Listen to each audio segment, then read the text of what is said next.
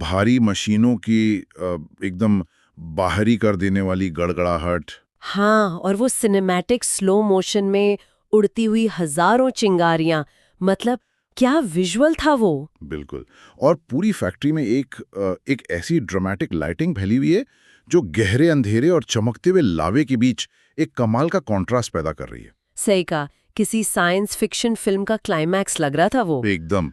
लेकिन ये किसी फिल्म का सीन नहीं है। यस। ये एक ultra realistic 4K documentary style video का हिस्सा है जो एक बड़ी सी इंडस्ट्रियल फैक्ट्री के बिल्कुल बीचों बीच शूट किया गया है। और उस गर्मी, उस धुएं और इस भारेपन को ना आप स्क्रीन के इस पार भी फील कर सकते हैं। हाँ, और आज हम बात कर रहे हैं एक भारी भरकम ट्रैक्टर के डीजल इंजन ब्लॉक के बनने की पूरी प्रक्रिया के बारे में। इस प्योर नज़ारे में जो सबसे ज़्यादा हावी करने वाली बात है वो है इसका कच्चापन और इसकी ब्रूट फोर्स।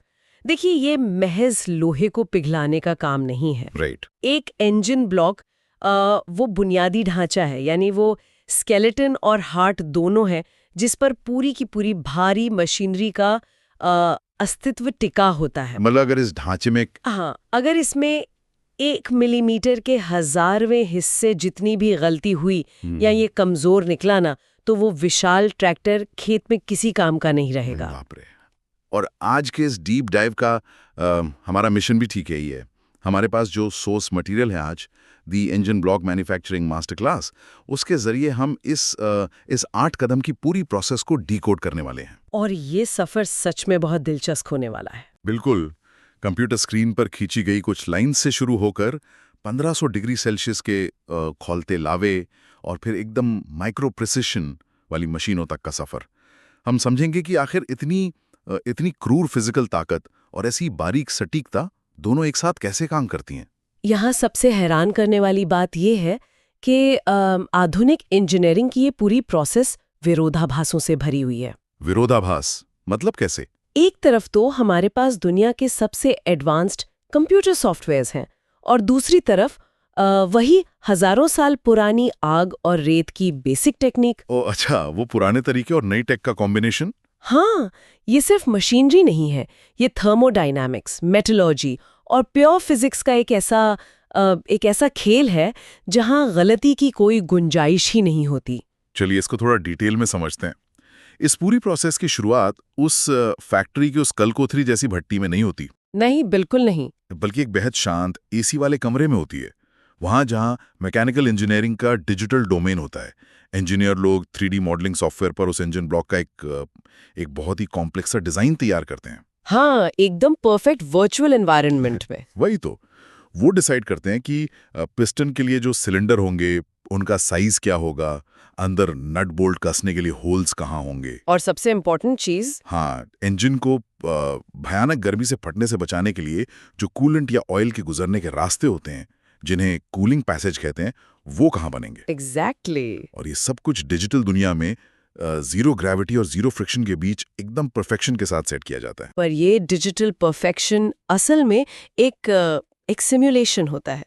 3D सॉफ्टवेयर के अंदर इंजीनियर उस ब्लॉक पर वर्चुअल तरीके से भारी प्रेशर और हीट डालकर देखते हैं। अच्छा, पहले से टेस्ट कर लेते हैं। बिल्कुल।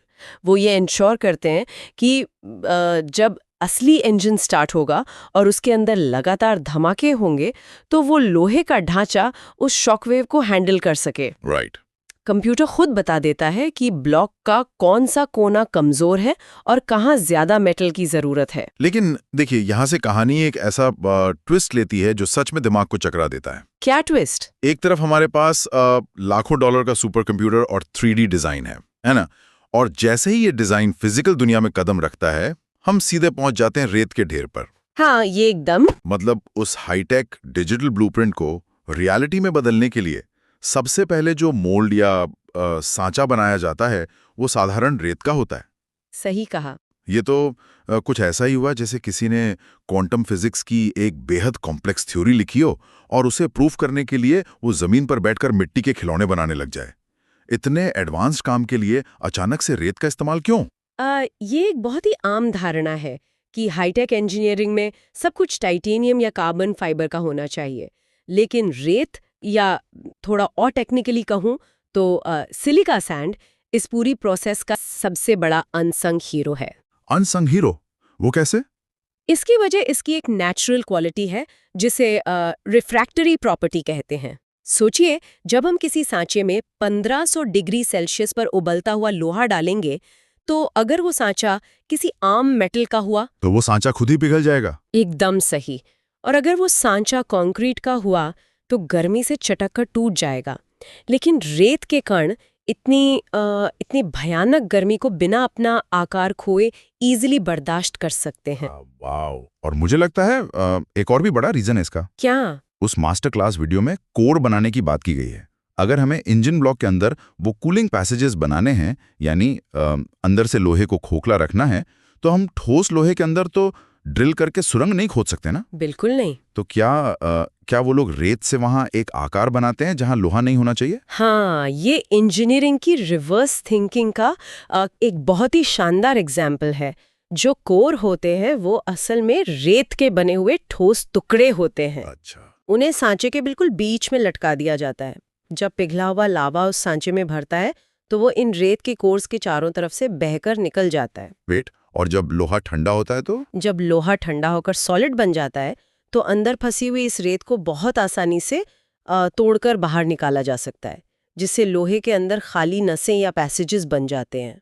बाप रे, ये तो बहुत स्मार्ट है। अगर हम अंदर का ये ढांचा किसी सख्त धातु का बनाते तो लोहे के ठंडा होने के बाद उसे अंदर से निकालना फिजिकल रूप से नामुमकिन हो जाता। रेत को तोड़ा जा सकता है, बिखरा जा सकता है। ये सच में एक आहा मोमेंट है। मतलब रेत का इस्तेमाल उसकी कमजोरी के लिए किया जा रहा है ताकि बाद में उसे आसानी से नष्ट किया जा सके। हाँ, एकदम यही कॉन्सेप्ट है। तो चलो, अब हमारा रेत का सांचा रेडी है और अब एंट्री होती है उस चीज की जो उस 4K वीडियो में सबसे ज्यादा खौफनाक लग रही थी। आग। ओह हाँ, वो भट्टी वाला सीन। भट्टी के अंदर कास्ट आयरन को 1500 डिग्री सेल्सियस पर पिघलाया जा रहा है। वो सॉलिड लोहा अब बिल्कुल पानी की तरह उबल रहा है। एकदम चमकते हुए ऑरेंज और लाल रंग का लावा बन चुका है। वो एनर्जी बहुत भयानक दिख रही थी। देखिए, 1500 डिग्री पर ना कास्ट आयरन अपनी पूरी कठोरता खो देता है। उस टेम्परेचर पर मेटल के मॉलिक्यूल्स इतने अनस्टेबल हो जाते हैं कि वो किसी भी आकार में ढलने को तैयार होते हैं। सही बात है। भट्टी से निकलने वाली वो गर्मी इतनी तेज होती है कि वहां फैक्ट्री में काम करने वाले लोगों को स्पेशल हीट रिफ्लेक्टिव सूट्स पहनने पड़ते हैं। और फिर इस खौलते हुए लिक्विड मेटल को बहुत ही ध्यान से क्रेन की मदद से उस रेत की मोल्ड में डाला जाता है, जिसे वो लोग कास्टिंग कहते हैं। हाँ, लेकिन जब मैं वो वीडियो देख रहा था जहां वो भारी मात्रा में चमकता हुआ लावा उस सांचे में गिर रहा था, तो मेरे दिमाग में थर्मोडायनामिक्स का एक सवाल आ रहा था। कैसा सवाल? रेत में थोड़ी नमी तो होती ही है और हवा भी होती है। जब 1500 डिग्री का लावा अचानक उस वेट रेत के कांटेक्ट में आता है, तो अंदर की हवा और नमी को तो तुरंत भाप बनकर फैलना चाहिए, है ना? बिल्कुल फैलती है। तो उस हिसाब से क्या इस रिएक्शन से वो पूरा का पूरा सांचा एक बॉम्ब की तरह फट नहीं जाना चाहिए? ये मेटलर्जी का एक बहुत ही नाजुक पहलू है। देखिए, अगर आम समुद्र किनारे वाली गीली रेत का इस्तेमाल किया जाए ना, तो सच में एक भयानक एक्सप्लोजन होगा। वही तो मैं सोच रहा था। क्योंकि पानी तुरंत भाप बनेगा और उसका वॉल्यूम हजारों गुना बढ़ जाएगा। इसीलिए कास्टिंग में इस्तेमाल होने वाली सिलिका सैंड को कुछ स्पेशल केमिकल्स और रेजिन्स के साथ मिक्स किया जाता है ताकि वो सख्त हो जाए। अच्छा। लेकिन सबसे अहम बात होती है उस मोल्ड की पोरोसिटी, यानी उसमें बारीक छिद्रों का होना। वेट, मतलब वो सांचा पूरी तरह से सील्ड नहीं होता? क्या वो सांस ले सकता है? एकदम ठीक पकड़े हैं। रेत के कणों के बीच ना बहुत ही माइक्रोस्कोपिक खाली जगह होती हैं। सांचे के डिजाइन में जानबूझकर छोटे छोटे वेंट्स या चिमनियां बनाई जाती हैं। ओह, हवा निकालने के लिए? हाँ, जब खौलता हुआ लोहा अंदर जाता है तो जो गैस और भाप बनती है वो इन छिद्रों और वेंट्स के रास्ते सेफली बाहर निकल जाती है। मोल्ड को डिजाइन ही ऐसे किया जाता है कि वो लावे को अंदर रोके पर गैसेस को बाहर फेंक दे। अगर ये सिस्टम फेल हो जाए तो? अगर ये वेंटिलेशन सिस्टम फेल हुआ तो अंदर इतना भयानक प्रेशर बनेगा कि कास्टिंग पूरी तरह से बर्बाद हो जाएगी। बाप रे! और गैस बाहर निकालने के बाद उस लावे को सांचे के अंदर ही कई घंटों तक ठंडा होने के लिए छोड़ दिया जाता है? हाँ, वही उसका कूलिंग पीरियड होता है। एक तरह से उस रेत के सैंड कासल के अंदर एक इंजन जन्म ले रहा होता है। लेकिन जन्म की ये प्रोसेस यहाँ खत्म नहीं होती। जब आग और लावा शांत होते हैं तब भी जो चीज़ बाहर आती है वो एक इंजन की तरह बिल्कुल नहीं दिखती, नहीं, वो बहुत ही रफ होती है। और यहाँ से शेकआउट की प्रक्रिया शुरू होती है। ये शेकआउट ना एक बहुत ही वायोलेंट यानी हिंसक प्रोसेस है। भारी वाइब्रेशन और झटकों का इस्तेमाल करके उस ठंडे हो चुके लोहे के ढांचे से उस सारी रेत को तोड़ा जाता है जिसने उसे आकार दिया था। और वो जो अंदर कोर्स फंसे थे, हाँ, अंदर फंसे हुए वो सैंड कोर्स भी इन झटकों से टूटकर रेत के रूप में बाहर गिर जाते हैं। इस वायलेंट प्रोसेस के बाद जो भारी भरकम खुरदुरा और भद्दा सा लोहे का ब्लॉक बाहर निकलता है, उसे फिनिशिंग की जरूरत होती है। बिल्कुल। वीडियो में इस पॉइंट पर हमने देखा कि बहुत सारी चिंगारियां उड़ रही हैं सिनेमैटिक स्लोमो में। यहाँ पर ब्लॉक की सतह को साफ किया जा रहा है। अब यहाँ बात सच में बहुत दिलचस्प हो जाती है। कैसे? आमतौर पर लोग इस प्रोसेस को एक मूर्तिकार से जोड़कर देखते हैं जो किसी खुरदरे पत्थर को हथौड़े और छेनी से तराश कर एक खूबसूरत मूर्ति निकालता है। अच्छा। लेकिन मास्टर क्लास के मुताबिक ये उससे कहीं ज्यादा क्रूर और टेक्निकल चीज है। इसे शॉर्ट ब्लास्टिंग कहते हैं। सही पॉइंट पकड़ा है। देखिए, यहाँ मूर्तिकार वाली एनालॉजी उतनी फिट नहीं बैठती, क्योंकि एक मूर्तिकार एक एक करके थोड़ा थोड़ा पत्थर हटाता है, राइट। जबकि शॉर्ट ब्लास्टिंग एक पूरी तरह से अलग फिजिकल फिनोमेना है। इसमें क्लोज्ड चेंबर के अंदर हाई प्रेशर हवा की मदद से स्टील के हजारों छोटे छोटे छर्रों या दानों को एक तूफानी स्पीड से उस लोहे के ब्लॉक पर फायर किया जाता है। बाप रे। सोचिए, जैसे लाखों छोटे छोटे मीटियोराइट्स बहुत ही एक्सट्रीम स्पीड से उस मेटल की सतह से टकरा रहे हों। तो ये कोई चेनी वाला काम नहीं हुआ, ये तो सीधा एक बम्बार्डमेंट है। लेकिन इतनी क्रूरता क्यों? क्या सिर्फ उस ब्लॉक को सुंदर और शाइनी बनाने के लिए इतनी एनर्जी वेस्ट की जाती है? नहीं नहीं, सुंदरता का इससे कोई लेना देना नहीं है। ये स्ट्रिक्टली उस इंजन के सर्वाइवल का सवाल है। सर्वाइवल का?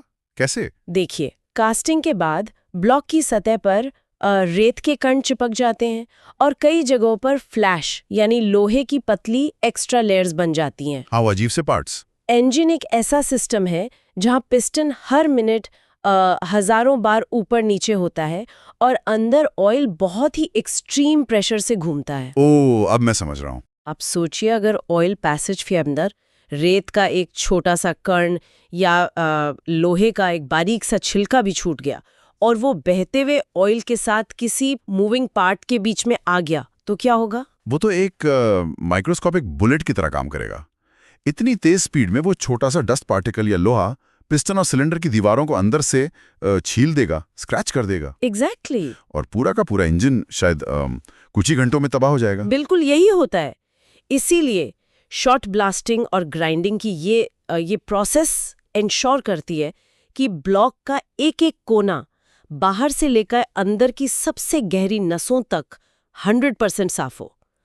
कोई भी एक्स्ट्रा मटेरियल जो बाद में टूटकर गिर सकता है, उसे पहले ही इस बम्बार्डमेंट से जड़ से खत्म कर दिया जाता है। कमाल है। अब यहाँ से ये मास्टर क्लास एक ऐसा गियर बदलती है जो पूरी कहानी का टोन ही चेंज कर देता है। हाँ, अब प्रिसिजन की बारी आती है। वही तो। अभी तक हमने जो कुछ भी देखा, भट्टी की भयानक आग, हजारों स्टील के छर्रों की बम्बार्डमेंट, हैवी झटके, वो सब एकदम ब्रूट फोर्स यानी क्रूर ताकत वाला काम था। सही बात है। लेकिन इसके बाद ब्लॉक जाता है मशीनिंग के चरण में, और यहाँ कहानी अचानक से एक भारी भरकम लोहारगिरी से शिफ्ट होकर 1 मिलीमीटर के हजारवें हिस्से की एक्यूरेसी पर आ जाती है। यानी जैसे कोई लोहार अचानक एक सर्जन बन जाए। यहाँ आती है CNC मशीन्स। हाँ, CNC यानी कंप्यूटर न्यूमेरिकल कंट्रोल। ये मशीनिंग का फेज उस लोहे के भारी टुकड़े को असल में एक इंजन में तब्दील करता है। राइट। कास्टिंग से हमें बस एक बेसिक शेप मिलती है, लेकिन कोई भी नट, बोल्ट या पिस्टन सीधे उस कच्चे ब्लॉक में फिट नहीं हो सकता, क्योंकि उसकी सतह अनइवन होती है। मास्टर क्लास वीडियो में दिखाया गया था कि कैसे ये सीएनसी मशीनें उस भारी लोहे के ब्लॉक को ऐसे काटती और छीलती हैं जैसे वो लोहा नहीं कोई लकड़ी का टुकड़ा हो। हाँ, एकदम स्मूथ कट्स। इसमें जो कटिंग टूल्स यूज होते हैं वो शायद टंगस्टन कार्बाइड या ऐसे ही किसी बेहद सख्त धातु के बने होते हैं जो तेज स्पीड से घूमते हुए उस कास्ट आयरन को छीलकर एकदम चिकना कर देते हैं। बिल्कुल। सिलेंडर के होल्स बनाए जाते हैं, ऑयल पैसेजेस को एकदम सटीक आकार दिया जाता है। लेकिन एक सवाल है मेरा, जब मेटल से मेटल इतनी एक्सट्रीम स्पीड से टकराती है तो फ्रिक्शन से तो भयंकर गर्मी पैदा होती होगी ना? बहुत ज्यादा गर्मी। तो क्या वो गर्मी उस ब्लॉक को वापस टेढ़ा या कमजोर नहीं कर देगी? ये एक बहुत ही एक्यूरेट ऑब्जर्वेशन है आपका। मशीनिंग के दौरान टेम्परेचर इतना ज्यादा बढ़ सकता है कि धातु वापस से फैलने लगे। वही तो। और अगर मेटल फैल गया तो जो मेजरमेंट सीएनसी मशीन ले रही है वो गलत हो जाएगा। जब ब्लॉक बाद में ठंडा होगा तो उस होल का साइज कंप्लीटली बदल चुका होगा। ओह, और फिर कोई पार्ट फिट नहीं आएगा। एग्जैक्टली। और इसको ही रोकने के लिए कूलेंट का लगातार इस्तेमाल होता है। अच्छा, वो वाइट कलर का लिक्विड जो वीडियो में कटिंग टूल के ऊपर लगातार धार की तरह गिर रहा था। हाँ, वही। कटिंग के दौरान उस पूरे एरिया को उस स्पेशल कटिंग फ्लूइड या कूलेंट से नहला दिया जाता है। ओके। ये कूलेंट एक ही वक्त पर दो काम करता है। पहला, ये टूल और ब्लॉक के बीच लुब्रिकेशन देता है ताकि कट स्मूथ हो, और दूसरा, वहां पैदा होने वाली सारी गर्मी को ये तुरंत एब्जॉर्ब कर लेता है ताकि लोहे का टेम्परेचर ना बढ़े और उसका शेप स्टेबल रहे। कमाल का सिस्टम है। यहाँ जो टॉलरेंस लेवल होता है ना, वो इतना स्ट्रिक्ट होता है कि एक इंसान के बाल की मोटाई जितनी गलती भी पूरे के पूरे इंजन ब्लॉक को सीधा कबाड़ में भेज सकती है। बाल की मोटाई जितनी गलती, बाप रे। और ये एक्यूरेसी सिर्फ थ्योरी में नहीं है, इसको साबित भी करना पड़ता है फैक्ट्री में। हाँ, टेस्ट होते हैं। और यही हमारा आखिरी कदम है इस मास्टर क्लास में, टेस्टिंग। मशीनिंग के बाद वो ब्लॉक बाहर से एकदम चमचमाता हुआ और परफेक्ट लगता है, लेकिन अंदर से वो कैसा है ये किसी को नहीं पता। वीडियो में लीक टेस्टिंग का जिक्र है, लेकिन एक लोहे के सॉलिड ब्लॉक में क्या लीक हो सकता है? याद कीजिए, शुरू में हमने कास्टिंग के वक्त अंदर कूलिंग पैसेजेस और ऑयल पैसेजेस बनाए थे। हाँ, रेट वाले कोर से। बिल्कुल। अब इंजन के चलते वक्त एक नाली में इंजन ऑयल और उसके ठीक बगल वाली नाली में ठंडा पानी यानी कूलेंट बेहद तेज प्रेशर से बह रहा होता है। राइट। अगर कास्टिंग के दौरान लोहे के अंदर कोई ऐसा माइक्रोस्कोपिक क्रैक रह गया हो जो आंखों से ना दिखे, या कोई बारीक सा पोर बन गया हो, तो वो पानी और तेल अंदर ही आपस में मिल जाएंगे। और वो डिजास्टर्स होगा। या फिर इंजन के अंदर होने वाले ब्लास्ट्स का जो प्रेशर है वो इस क्रैक से बाहर की तरफ लीक कर जाएगा। तो इस चीज की जांच कैसे होती है? आंखों से तो इतने मोटे मेटल के अंदर देखा नहीं जा सकता। इसके लिए साइंस के कुछ टेस्ट्स यूज होते हैं। सबसे कॉमन तरीका ये है कि इंजन ब्लॉक के जितने भी बाहरी छेद होते हैं उन्हें रबर के प्लग से सील कर दिया जाता है। फिर उसके अंदर बहुत हाई प्रेशर हवा भरी जाती है और उस पूरे के पूरे ब्लॉक को पानी के एक विशाल टैंक में डुबो दिया जाता है। ओह, हवा भरकर पानी में? हाँ। अब अगर मेटल के अंदर कहीं भी कोई इनविजिबल क्रैक या बाल बराबर होल होगा तो वहां से हवा का एक छोटा सा बुलबुला निकलता हुआ आसानी से दिख जाएगा। अरे ये तो बिल्कुल वैसा ही है जैसे किसी साइकिल के पंक्चर हुए टायर की ट्यूब को पानी की बाल्टी में डालकर चेक करते हैं। बस ये हाँ, एकदम वही कॉन्सेप्ट है। बस ये एक भारी भरकम लोहे के इंजन ब्लॉक के साथ हो रहा है। और इससे भी ज्यादा एडवांस टेस्टिंग करनी हो तो फ्लोरोसेंट डाई का इस्तेमाल किया जाता है। वो क्या होता है? ब्लॉक की सतह पर एक खास तरह का केमिकल डाला जाता है जो किसी भी माइक्रोस्कोपिक क्रैक के अंदर तक चला जाता है। फिर यूवी लाइट के नीचे उस ब्लॉक का इंस्पेक्शन होता है। ओह, यूवी लाइट में चमकने के लिए? हाँ, अगर कहीं भी कोई बारीक सी भी दरार होगी तो वो डाई उस नीली यूवी रोशनी में चमकने लगेगी और फिर ये क्लियर हो जाता है कि ये स्पेसिफिक ब्लॉक रिजेक्ट होना चाहिए। सब कुछ परफेक्ट होने पर ही और इस कड़ी अग्नि परीक्षा से गुजरने के बाद ही इस इंजन ब्लॉक को असेंबली लाइन में आगे भेजा जाता है, जहां बाद में इसमें पिस्टन और क्रैंकशाफ्ट्स फिट किए जाएंगे। अगर हम इसको बड़ी पिक्चर से जोड़कर देखें ना, तो ये सच में एक बहुत लंबी यात्रा है।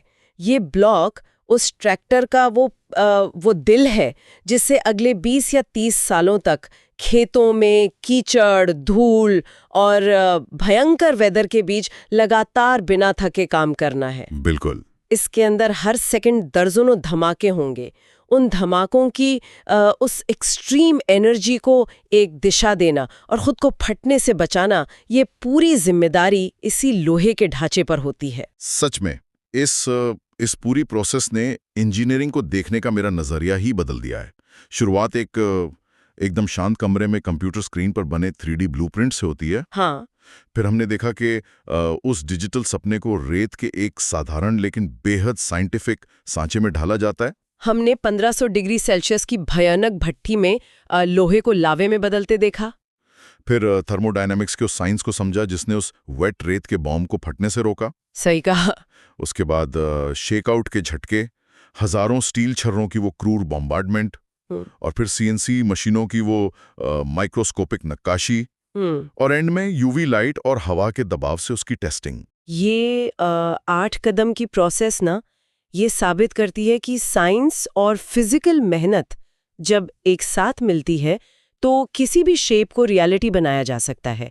ये सिर्फ एक पार्ट नहीं है ट्रैक्टर का, ये इंसानी दिमाग और नेचर के एलिमेंट्स को कंट्रोल करने की हमारी क्षमता का एक बहुत बड़ा प्रूफ है। आज के दौर में जब हम लगातार सिर्फ आर्टिफिशियल इंटेलिजेंस, वर्चुअल रियलिटी या क्लाउड कंप्यूटिंग के बारे में बातें करते रहते हैं, तो ये डीप डाइव एक बहुत ही गहरा पॉइंट छोड़ जाती है। वो क्या? दुनिया चाहे कितनी भी वर्चुअल क्यों ना हो जाए, खेतों में हल चलाने के लिए, भारी सामान उठाने के लिए और इस फिजिकल दुनिया को सच में आगे बढ़ाने के लिए आज भी हमें उसी आग, उसी साधारण रेत और उसी फिजिकल कटिंग एज इंजीनियरिंग की जरूरत पड़ती है। बिल्कुल सही ऑब्जर्वेशन है। डिजिटल दुनिया सिर्फ इंस्ट्रक्शन दे सकती है, लेकिन जब कुछ फिजिकली बनाना होता है तो वही खौलती हुई भट्टियां और मेटल की परफेक्शन ही आखिर में काम आती है। तो अगली बार जब कोई भारी ट्रैक्टर आपके पास से गुजरे और उसके इंजन की वो घंघोर आवाज हवा में गूंजे, तो उसके लोहे के सीने में धड़कते उस इंजन ब्लॉक की इस आग, रेत और सटीकता की शानदार यात्रा को जरूर याद किया जा सकता है।